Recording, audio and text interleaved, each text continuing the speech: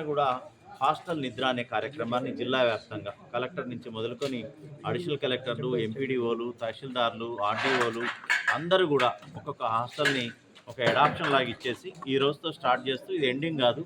ఈ హాస్టల్ ఎవరైతే అధికారిని అలాట్ చేశామో వారి బాధ్యతగా తీసుకొని ఫర్దర్ కూడా కంటిన్యూ చేస్తారు.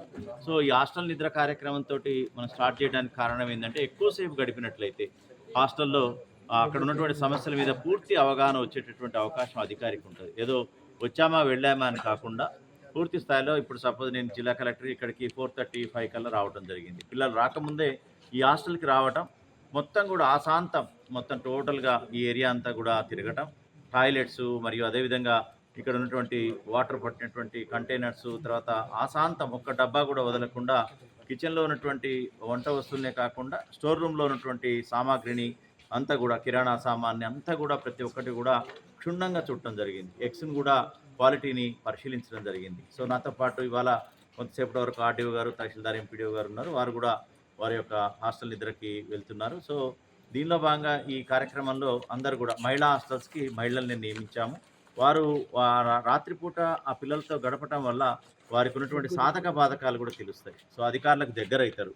రేపొద్దున మొత్తం కూడా ఇయర్ లాంగ్ కూడా వాళ్ళతోటి అధికారి ఉన్నా లేకపోయినా ఆ డిజిగ్నేషన్తో ఉన్నటువంటి అధికారి ఈ హాస్టల్కి అటాచ్ అవుతాడు. కాబట్టి ఎవరైనా అధికారి ట్రాన్స్ఫర్ అయినా ఇక్కడ ఉన్నటువంటి సాధక బాధకాలని ఆ బదిలీ అయ్యేటటువంటి అధికారి ఇక్కడ ఉన్నటువంటి మంచి చెడుని ఆయన handing over taken over charge ఎలాగైతే ఆయన యొక్క ఉద్యోగానికి ఇస్తాడో అదేవిధంగా ఈ హాస్టల్ యొక్క బాగోగుల్ని ఇక్కడ ఉన్నటువంటి పరిస్థితులను కూడా ఆ అధికారికి ఇస్తారు.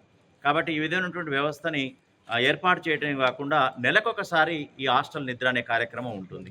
అంతేకాకుండా తరచుగా ఇన్స్పెక్షన్ చేయడం జరుగుతుంది. ఒక ఇన్స్పెక్షన్ ప్రొఫార్మా కూడా మేము రూపొందించడం జరిగింది. అది పూర్తిగా హాస్టల్ యొక్క మొత్తం వసతులే కాకుండా ఈ యొక్క పదార్థాల యొక్క నాణ్యత ఇవన్నీ కూడా పరిశీలించడానికి చెక్ మెమో. ఆ చెక్ మెమోని మేమంతా కూడా కంప్యూటరీకరణ చేసి మొత్తం జిల్లాలో ఉన్నటువంటి ఈ 89 హాస్టల్స్లో ఎక్కడ బాగాలేదు, ఎక్కడ బాగుంది అనేది తెలుసుకోవడమే కాకుండా దిద్దుబాటు చర్యలకు కూడా జిల్లా కలెక్టర్కి అవకాశం ఉంటుంది. అంతేకాకుండా కొన్ని తక్షణ అవసరాలు ఏమున్నాయి అని కూడా వాళ్ళకి అధికారులకు సూచించినాం. దీర్ఘకాలిక అవసరాలు ఏంటి, తక్షణ అవసరాలు ఏంటి. తక్షణ అవసరాలు ఏంటి అంటే ఇప్పుడు బ్లాంకెట్స్ కావాలి, ఇంకా మనకు సప్లై కానటువంటివి ఏవైతే ఉన్నాయో ఆ బ్లాంకెట్స్ ఎన్ని కావాలనేది ఒక లెక్క తీయడానికి ఈరోజు హాస్టల్ నిద్ర కార్యక్రమం ఉపయోగపడుతుంది. అది తక్షణమే అవసరం, ఇది సీజనల్ ఇది. కాబట్టి ఇమ్మీడియట్గా దీన్ని తీసుకొని వారం రోజుల్లోనే అందరికి కూడా ఈ బ్లాంకెట్స్ అందించే కార్యక్రమం. అంతేకాకుండా ఎక్కడైతే చిన్న చిన్న మెషెస్ లేకపోవడం వల్ల, ఆ డోర్ మెష్ లేకపోవడం, విండో మెష్ లేకపోవడం వల్ల ఈ దోమలు విపరీతంగా వచ్చేటువంటి పరిస్థితి. దీనికి కూడా ఎసెన్షియల్ వాటి కిందే తీసుకోవడం జరుగుతుంది. అదేవిధంగా ఇప్పుడే మనం చూసాం సరిపడా లైట్స్ లేవు. 10th SSC పిల్లలు ఉంటారు, ఆ రూమ్లో చదువుకుందాం అనుకుంటున్నారు, బయట చదువుకోలేరు. ఆ పరిస్థితులలో మనకి సఫిషియెంట్ ట్యూబ్ లైట్స్ కూడా ఏర్పాటు చేయడానికి కూడా తక్షణ అవసరంగా పెట్టుకున్నాం. ఇక దీర్ఘకాలిక అవసరంగా సివిల్ వర్క్స్ కొంత అదనంగా ఒక షెడ్ వేయటం, లేదా కొంత టాయిలెట్స్ నిర్మాణం చేయాల్సి రావటం, అదేవిధంగా పెద్ద బడ్జెట్తో కూడుకున్నవి దీర్ఘకాలిక అవసరాలకి పెట్టడం జరిగింది. దీన్ని అందరూ గౌరవ శాసనసభ్యులు, మంత్రివర్యుల దృష్టికి అందరూ తీసుకెళ్ళి ఆ దీర్ఘకాలిక అవసరాలకు సరిపడినటువంటి బడ్జెట్ని సేకరించి సిఎస్ఆర్ ద్వారా కూడా, కార్పొరేట్ సోషల్ రెస్పాన్సిబిలిటీ ద్వారా కూడా నిధుల్ని మేము సేకరించి హాస్టల్ని కూడా అన్ని సౌకర్యాలు ఉండే విధంగా చేయడానికి జిల్లా కలెక్టర్గా అన్ని చర్యలు తీసుకోవడం జరుగుతుంది. త్వరలోనే ఇదే పద్ధతిని మేము పాఠశాలలు కూడా వర్తింపజేస్తున్నాం.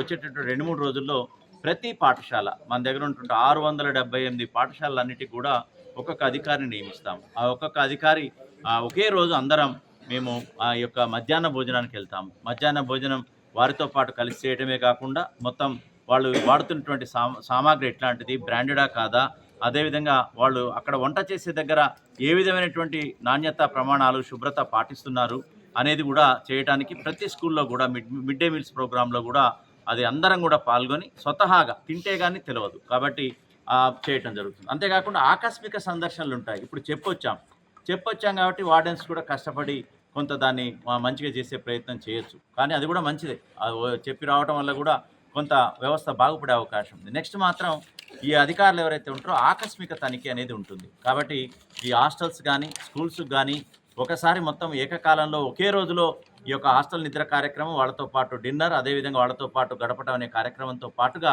ఈ మిడ్ డే మీల్స్ని కూడా స్కూల్స్ అన్ని పాఠశాల జిల్లాలో ఉన్నటువంటి యావత్ పాఠశాలను కూడా సందర్శించి వారితో పాటు కలిసి మిడ్ డే మీల్స్ని తీసుకోవడం, చెకింగ్ చేయటం, ఇదే విధమైనటువంటి పరిస్థితిని ఒక ప్రొఫార్మా ద్వారా తెచ్చుకొని ఎక్కడెక్కడ సమస్యలు ఉన్నాయో అక్కడ అన్ని పరిష్కరించడానికి చేయటం. ఇంతేకాకుండా మనకు అంగన్వాడీల్లో కూడా భోజనాలు ఉంటాయి, మీల్స్ పెడతారు. తర్వాత బాలింతలకి, గర్భిణీ స్త్రీలకి వీళ్ళందరికీ కూడా భోజనాలు ఉంటాయి. అదేవిధంగా పిఎస్సిలో కూడా ప్రైమరీ హెల్త్ సెంటర్ కావచ్చు, సిఎస్సి కావచ్చు, లేకపోతే గవర్నమెంట్ హాస్పిటల్స్లో కూడా ప్రభుత్వం నుంచి ఈ భోజనాన్ని అందించే కార్యక్రమం ఉంటుంది. సో అక్కడ కూడా ఇన్స్పెక్షన్ చేసి ఎక్కడైతే ప్రభుత్వ వ్యవస్థల్లో ఈ భోజనాలు అందించే కార్యక్రమమే కాకుండా సేవలు అందించే కార్యక్రమం ఉందో, శానిటేషన్ పరంగా కానీ, డ్రింకింగ్ వాటర్ పరంగా కానీ, మీల్స్ పరంగా కానీ, ఇతరత్ర అవస్థాపన సౌకర్యాలు కానీ, చిన్న చిన్న సౌకర్యాలు ఎక్కడైతే ఉంటాయో